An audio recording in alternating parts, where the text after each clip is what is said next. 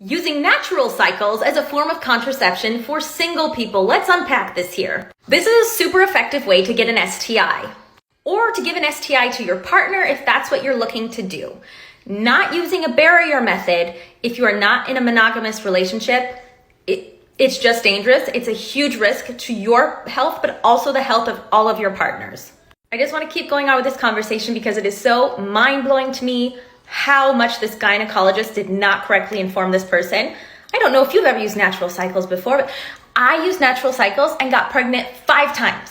I'm only 31 and have gotten pregnant 5 times using natural cycles. The first 3 unfortunately resulted in miscarriage. They were very much wanted pregnancies. When we were doing the natural cycles, I was able to get pregnant immediately, pretty much each month we tried. I did end up having the 4th baby, who is my first live birth. I was very happy to have her. And then cue the 2nd baby, who ended up being a huge surprise a couple years later. Also, using this method in addition to another method. You say you have a 3-week cycle. That means if you use a different type of natural cycle planning, it's only 70% effective. So if you are looking to not get pregnant, like if you for sure know you could not handle a baby, this is irresponsible.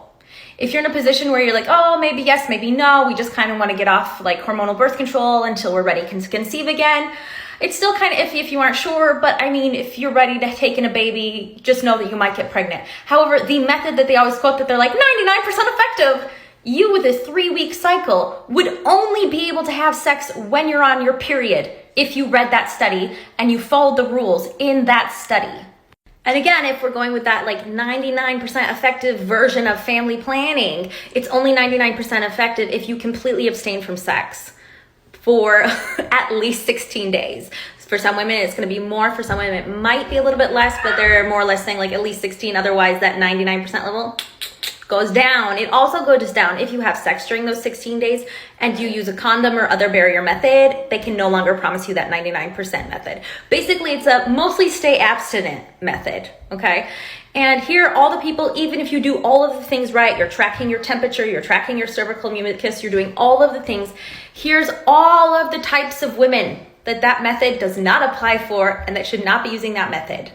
It's a lot. It's a lot of women. Again, this method gives you 0% protection from STIs, and it is effective for a very small percentage of the population, and even then, they can't guarantee that it'll really be effective.